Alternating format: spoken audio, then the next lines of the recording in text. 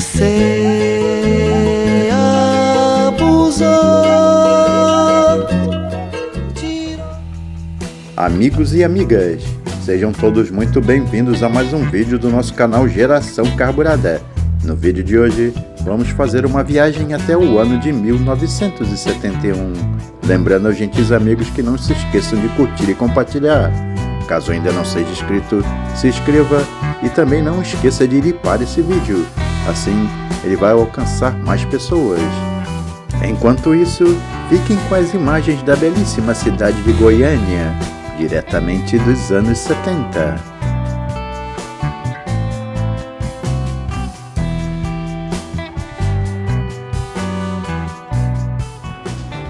Em 1971, o Brasil ainda vivia sob o regime militar, que havia começado em 64. O presidente na época era Emílio Garrastazu Médici, que governou de 69 a 74. Esse período foi marcado por um crescimento econômico significativo, conhecido como milagre econômico brasileiro, mas também por repressão política e censura. Os brasileiros experimentavam um crescimento econômico que trouxe certo grau de otimismo, mas a vida cotidiana variava bastante conforme a classe social e a região onde moravam. Nas grandes cidades, como São Paulo e Rio de Janeiro, a urbanização e industrialização eram intensas, levando a um estilo de vida mais moderno para a classe média. As novas tecnologias começavam a fazer parte da vida diária, com a popularização dos televisores e eletrodomésticos. As famílias de classe média podiam se reunir à noite para assistir novelas, programas de TV, como a primeira versão da novela Um Homem que Deve Morrer, exibida pela Rede Globo. A televisão tornava-se um importante meio de entretenimento e informação. Nas áreas rurais e nas periferias urbanas, no entanto, as condições de vida eram mais difíceis. A migração interna, com muitas pessoas deixando o campo em busca de melhores oportunidades nas cidades, aumentava os problemas de habitação e de infraestrutura urbana. A educação estava se expandindo, mas ainda havia muita disparidade regional. O governo militar investia em grandes obras e na expansão do sistema educacional, mas a qualidade de ensino variava consideravelmente. A cultura, apesar da censura, florescia em diversas formas. A música popular brasileira continuava a ganhar destaque, com artistas como o rei Roberto Carlos, interpretando Detalhes e Debaixo dos Caracóis dos Seus Cabelos. Também você poderia ouvir Antônio Carlos de Jocafi, interpretando Você Abusou. Internacionalmente nós podemos citar Rod Stewart, interpretando Maggie May.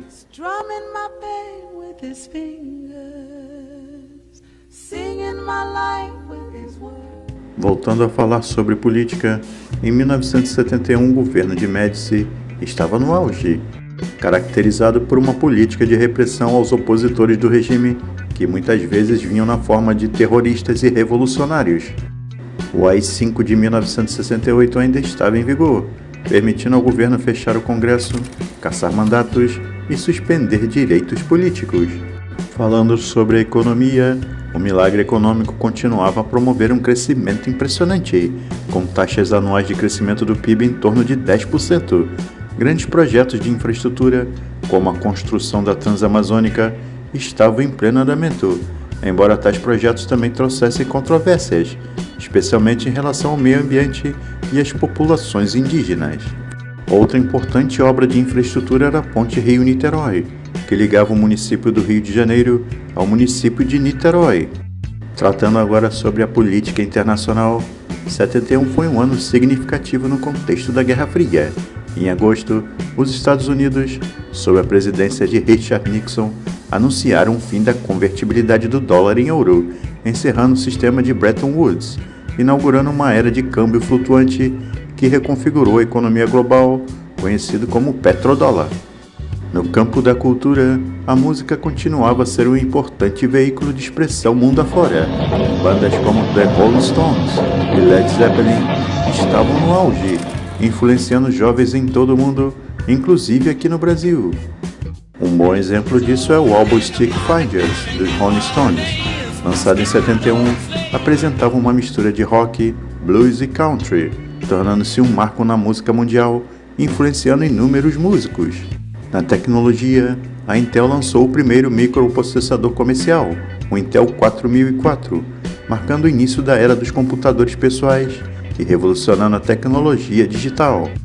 O ano de 1971 foi um período de contrastes e transições, tanto no Brasil quanto no mundo.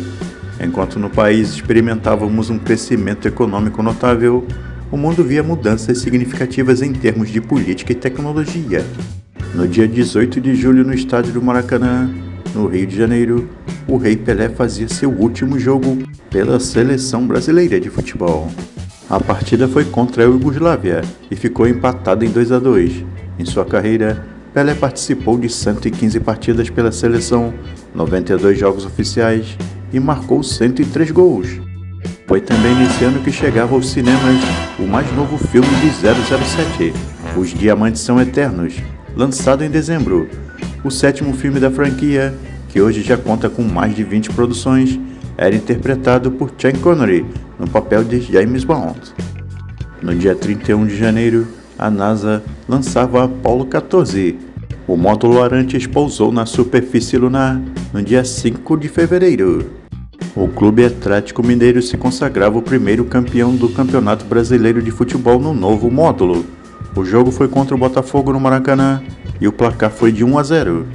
No dia 9 de agosto, a Índia assinava um tratado de amizade e cooperação válido por 20 anos com a União Soviética. Neste ano de 1971, marcava a estreia do Jornal Hoje, exibido de segunda a sábado no horário do almoço, com o objetivo de ser uma revista eletrônica voltado para o público feminino. Combinava noticiário nacional e internacional com notícias sobre cultura e comportamento. No comecinho da tarde na TV Tupi, às 18h15, passava a novela Meu Pé de Laranja Lima, que fez enorme sucesso na época. E às 19 horas, na TV Globo, passava a novela Minha Doce Namorada. Abra uma conta Real Master no Banco Real. Que conta Real Master, hein, pai? É como step, filhão. A gente usa quando precisa. E logo se pode, repõe para ter sempre reserva. Você sabe que com a conta Real Master eu posso sacar até 3 vezes meu saldo médio. E se ficar devendo até 7 dias por mês, não pago um tostão de juros. Viu como é fácil? Pai, já que é tão fácil assim, é pra você ir comprar um sorvete. Você, podendo caminhar em pleno centro do Rio de Janeiro, completamente despreocupado e sem medo algum de ser assaltado. Pois é, meus amigos, essa era a realidade de 1971. Há 53 anos atrás, o Rio de Janeiro era uma cidade muito mais segura, assim como as demais capitais do país. Eram outros tempos. É certo que não tínhamos a tecnologia e a comodidade e o conforto que ela nos proporciona hoje, mas tínhamos tranquilidade e paz. Quem foi criança nesse período é testemunha hoje de como éramos felizes e alegres.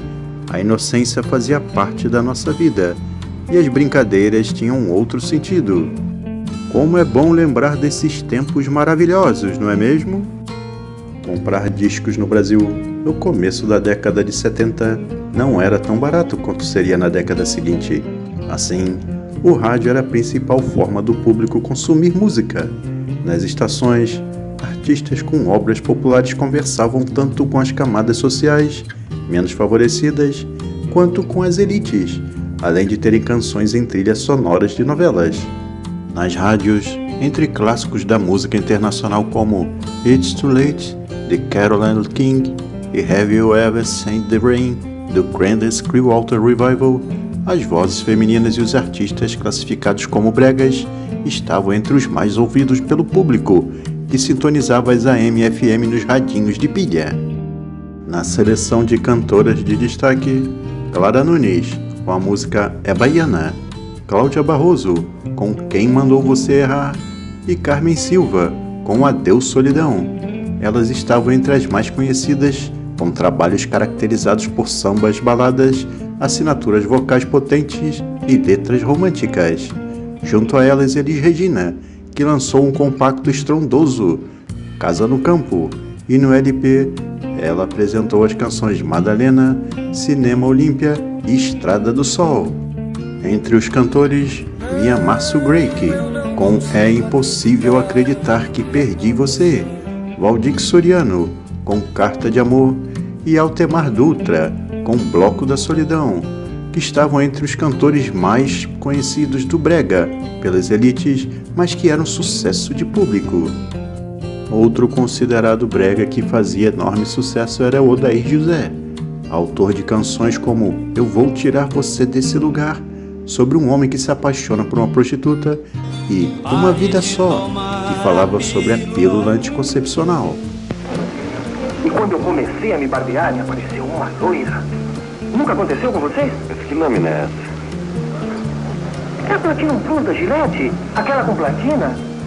Que suavidade. Aqui não, por favor. Graças à nova lâmina Platinum Plus da Gillette, eu faço ainda muito mais barba. Bem, adeus, pessoal. Experimente minha suavidade e depois deixe-me se for capaz.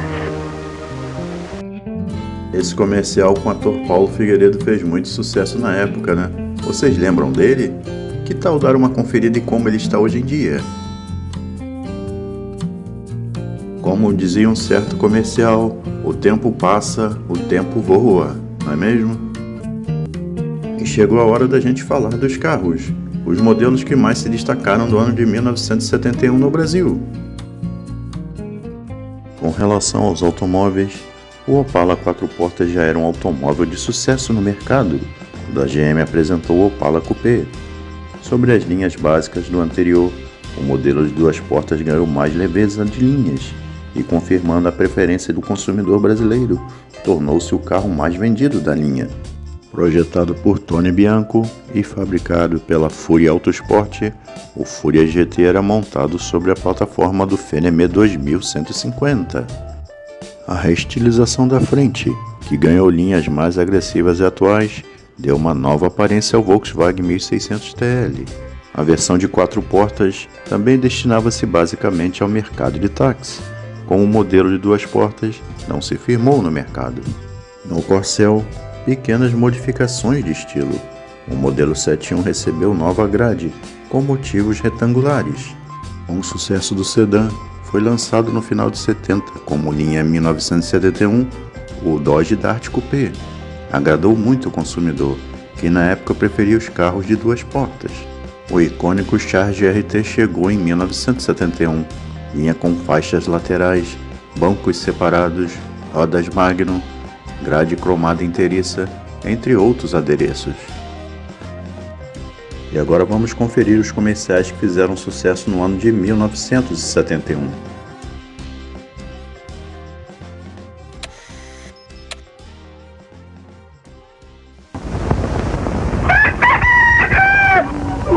Vejam só esse pessoal da Volkswagen. Lançaram um carro 71 em agosto. Ei, mas é um novo Fusca 1300. Tem novas cores no painel, para-choques e lâmina única, tampa do motor redesenhada e aquela mecânica Volkswagen. Não se deve deixar para amanhã a felicidade que se pode distribuir hoje. Feliz 71! Feliz 71!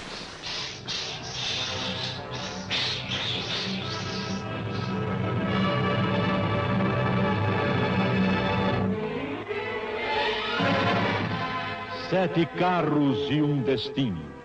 A história de 7 heróis intrépidos que não conhecem o medo. Fusca 1300. Carmanguia 1600. Fuscão. Carmanguia TC. 1600 TL. Variant Volkswagen 1600 TL 4 portas. Vocês os verão enfrentando todos os caminhos com absoluto conforto e economia. 7 carros e um destino. O seu destino. Não perca!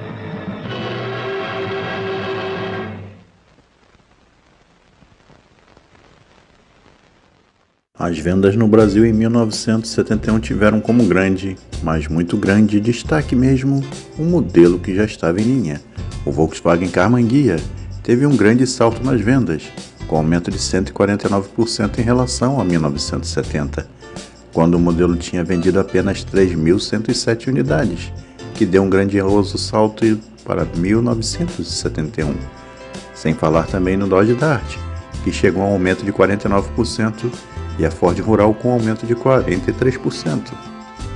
Vamos ver agora os 6 carros mais vendidos em 1971.